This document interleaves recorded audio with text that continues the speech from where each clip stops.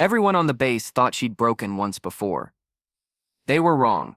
She had only been waiting. When General Marcus slammed his hand against the mess hall door that morning, silence fell like shrapnel through the air. His boots echoed on the tile floor, and his eyes locked on Sergeant Emily Ray, the only woman in the room who didn't flinch. Moments later, he would make a mistake that would end his career forever. Before I tell you what happened next, tell me in the comments where you're watching from. I love knowing who's listening. The argument started over a file, a report Emily refused to falsify. She'd caught the general covering up a training accident that had left 2 recruits injured. He wanted silence. She wanted the truth. When she said, "No, sir," in that steady voice of hers, something in him snapped. He grabbed her by the hair and yanked her backward, the sound of her chair scraping across the floor echoing through the hall. The young soldiers froze. No one moved. Coffee cups trembled on tables. For a second, even the air seemed to stop moving. Emily didn't scream. She just stared up at him, defiant, calm, and heartbreakingly steady. Her heart was pounding, but her eyes were clear. "Let go, General," she said quietly. "You're out of line." He sneered. "You forget your place, Sergeant."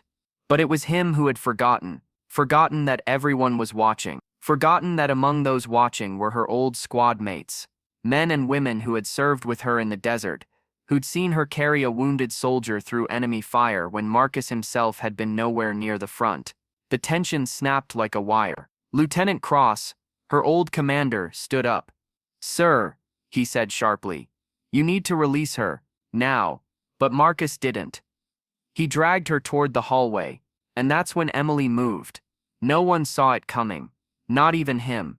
In one fluid motion, she twisted her body, stepped behind him, and used the same disarm technique they'd been taught for battlefield captures.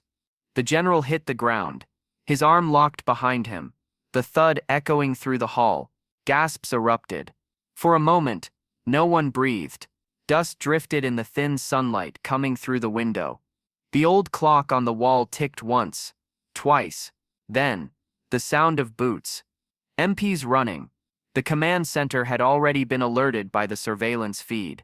When they burst in, they saw a sight that would be replayed 100 times across the base. A respected general face down on the floor, subdued by the very soldier he'd tried to humiliate. Marcus was handcuffed within minutes, his voice once booming with authority, now cracked with desperation. "She attacked me," he shouted.